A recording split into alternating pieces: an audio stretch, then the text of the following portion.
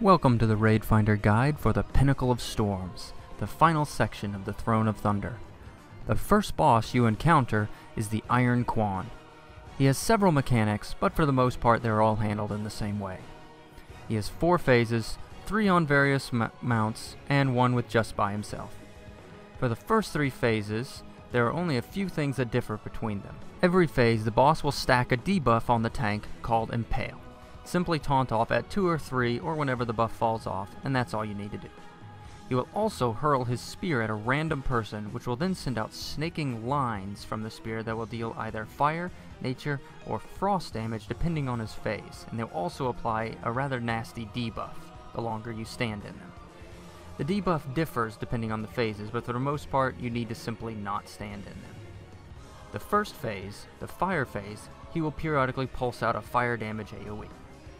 In the second phase, after a little while, the boss will fly into the air and suck everyone to the middle of the room, and then completely encircle you with tornadoes. You need to run out of the circle of tornadoes and get to the back of the room. An easy trick to getting out of the circle of tornadoes is to run behind a tornado just as it passes you, and then turn and run behind the next tornado as it passes you again, and thus make your way out from there. Classes with large movement abilities can trivialize them and simply run out quickly. Tanks need to then pull the boss as he comes back down to the back of the room and away from the circle of tornadoes, as the tornadoes do not dissipate. Be careful not to pull him too far out, however, as there is a glitch that causes him to despawn. The third phase is the Frost phase, and he gains the ability called Dead Zone, which is simply 2 shields guarding himself in 2 different directions. Simply run around him so that you aren't hitting a shield, and you'll be fine. Tanks can do this as well, as he does not actually turn to face the tanks at this time. In the final phase, he gains the ability called Fist Smash, which is simply a large amount of AoE damage that must be healed through. He will also be gaining a stacking buff that increases all damage that he deals, so this is a good phase to Bloodlust in. He will also light any tornadoes still present on fire or enchant them with frost, but since no one is anywhere near them, this is ignorable. Stay out of the ground effects from his spears, and get out of the wall of tornadoes quickly, and the boss should go down easily. The second boss in the Pinnacle of Storms is a duo known as the Twin Consorts. This fight consists of 3 phases, with the bosses possessing slightly different abilities in each phase. The first phase, the fire consort Suen disappears and is completely unattackable, for the most part. So the fight mostly consists of fighting the arcane twin, Lulin. Lulin will periodically attack random players with a move called Cosmic Barrage. This damage simply must be healed through. She will also spawn Moon Lotus around the map, which will excrete a green gas, which will gradually move around. Touching this gas puts a player to sleep for a few seconds, so avoid this when possible. Periodically, Suen will appear briefly and AoE the group. DPS can take this opportunity to dot her up to increase their DPS. Finally, Lulin will summon a Beast of Nightmares on the main tank, and while this beast is up, any healing dealt to the tank will place a stacking dot on the healer who healed them. Therefore, the tanks simply need to taunt off at this time. Important to note that the beast is only attackable by the tank that it's summoned on, so make sure to swap to it and kill it as quickly as possible. At around 30%, Lulin will become invisible and Suen will come out and begin attacking. Suen will periodically charge away from the main tank and then run back. Don't worry about chasing her, she will return to the main tank. This will leave a path of fire on the ground, simply don't stand in it. Suen will also be stacking a debuff called Fan of Flames on her main target that increases the fire damage taken, so just taunt off at around 2 to 3 stacks. The most important aspect of this part of the fight is based on an ability that Lulin has. Periodically, Lulin will appear and drop an Ice Comet on a random player. The tanks need to pull Suen over to stand as close as possible to the Ice Comet in order to reduce a stacking fire increase that Suen will have throughout this phase of the fight. Finally, when Suen reaches around 30% HP, Lulin will appear and one tank will need to pick her up. In this phase, while the bosses retain most of their abilities, Lulin will not summon Beast of Nightmares and Suen will not use Fan of Flames, so there's no need to be doing tank swaps.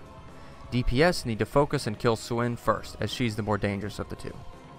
During this phase, Lulin will gain an additional ability called Tidal Force. She will become temporarily invincible and begin blasting tidal waves out from her location. These are unavoidable and must simply be healed through as long as a certain buff is not active. Upon Suen's death, this fight will simply revert back to phase 1, and just kill Lulin the same as she was fought at first. One important aspect of this fight is that you can use 4 celestial guardians that are in each corner of the room. Clicking on a guardian teleports you into a phased version of the room where you must trace the constellation of the guardian. A pillar of light shows where you must start the drawing, and what you must draw is shown above your character's head. While these buffs are useful, they are not necessary to complete in Raid Finder. The Guardian Nizao will give you a large increase to your health. Yulon, the Jade Serpent, will give you a slight HOT on everyone and will regenerate some of your mana. Chi-Ji will summon a flock of cranes that will apparently run across the room and deal a fair amount of damage to any enemy targets in the room. Finally, Xuan will grant a buff that slows down most of the boss's abilities, making a lot of their abilities dodgeable, including the tidal waves. While it seems like there are a lot of abilities to worry about in this fight, it's actually fairly simple. Stay out of the fire and the green clouds, taunt off at the Beast of Nightmares and around 2 to 3 stacks of Fan of Flames, and remember to pull Suid next to the Ice Comets, and the fight goes rather easily. Lei Shen, the Thunder King, is the final boss in the Pinnacle of Storms, as well as the final boss in the Throne of Thunder. He's a bit more complex than the other bosses, and requires a bit of preparation in order to successfully down him. Before the boss is pulled, make sure that there's a healer in all 5 groups, with one group preferably having 2 healers, both tanks, and 1 DPS.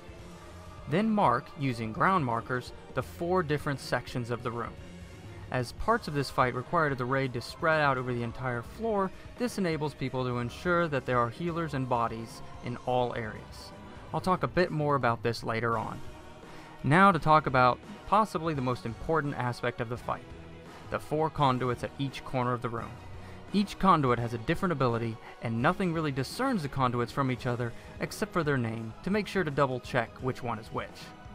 The abilities of these conduits will be present for all phases of the fight except for the final phase, and in the transitional phase you will have to deal with all of the abilities at once. During the other phases of the fight, you will only have to deal with the conduit that Lei Shen is near.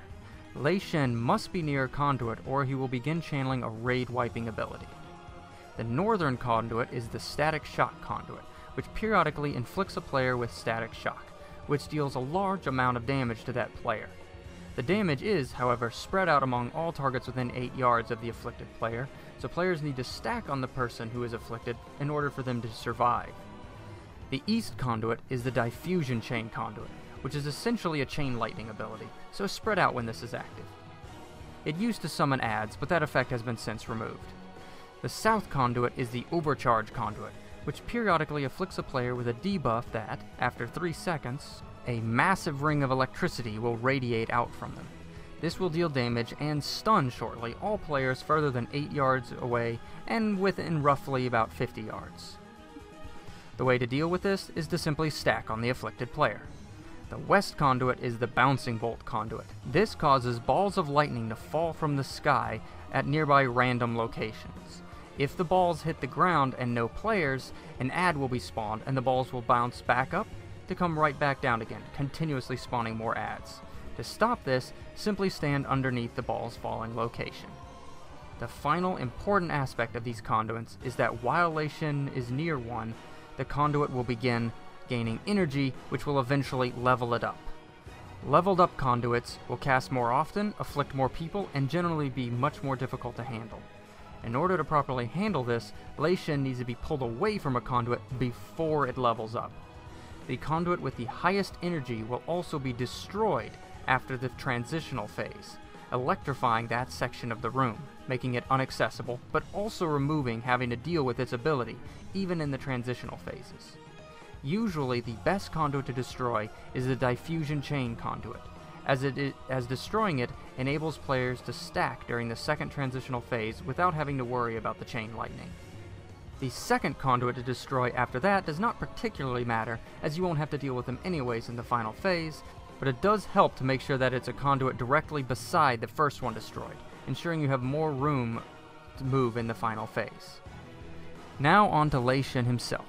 He has 3 phases and a transition phase, with slightly different abilities in each. He will periodically call down lightning, leaving small blue spots in the floor that should not be stood in. He will also use an ability called Thunderstruck, which is a massive bolt of lightning at a specific location, and the farther away you are from it, the less damage you will take. Shen will also periodically cast a move, Decapitate, upon his main tank. In Raid Finder, this ability is not incredibly devastating, but it does make things easier on your healers to taunt off when the Decapitate is cast. The farther away the target of Decapitate is from Shen, the less damage they will take from this attack, so taunt off before the move goes off.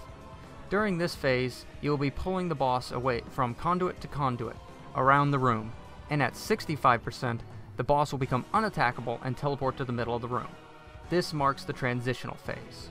All conduits will become active, and you must deal with all of the mechanics in all areas of the room. This is why the room is marked and that there are healers in every group.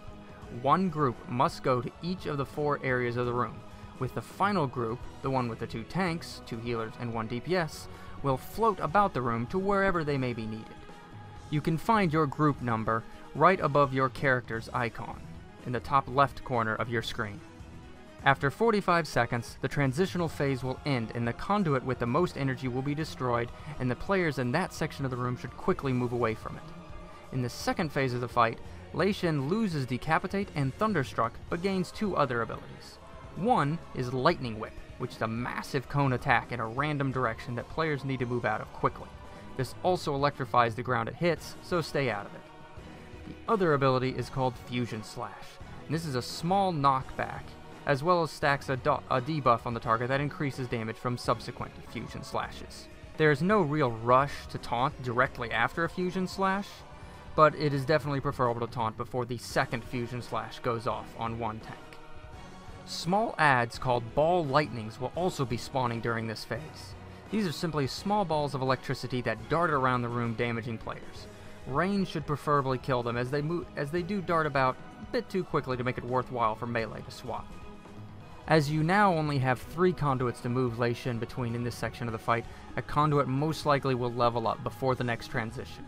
There's nothing you can really do about this, other than simply to make sure the conduit you want destroyed is the highest one, which again should be one right next to the prior destroyed conduit. The second transitional phase is the same as the first, simply missing whichever conduit you destroyed the first time and possibly having to deal with a more dangerous leveled up conduit. After 45 seconds, this will end, and the final phase will start. The conduits will become completely inactive at this time, and the highest energy conduit will electrify its corner of the room. Shen no longer needs to be tanked near a conduit because of this, and he no longer casts Fusion Slash and does not regain Decapitate. Instead, his auto attacks will stack a dot on the main tank that can quickly become incredibly damaging. Taunt off at a roughly 20 stacks, or wherever you feel comfortable. After the first taunt off, tanks can simply swap as soon as their stacks fall off to mitigate the healing needed. Shen regains Thunderstruck as well, and still keeps his Lightning Whip, and Ball Lightnings will still be spawning. Shen will also be causing a move called Violent Gale Winds to blow periodically. This will inflict damage and stack a dot on players that increases the damage they take from subsequent Violent Gale Winds, as well as slightly moving players around the platform. This is essentially a softened Rage, though it is generally not a problem in Raid Finder unless a lot of players are already dead. This fight does have a lot to remember, though nothing in it is exceptionally complicated. Once you master moving the boss from conduit to conduit, and remember to handle the conduit's abilities correctly, everything should go smoothly. A few tips for moving the boss quickly is to have the current off tank run partially to the next conduit and taunt. Shen will move quicker in this manner. Double check before the pull that all raid members know where they are going during the transitional phase. It is very essential for ensuring a smooth kill. And this concludes my Raid Finder guide to Pinnacle of the Storms and wraps up the Throne of Thunder Raid Finder. Thanks for watching.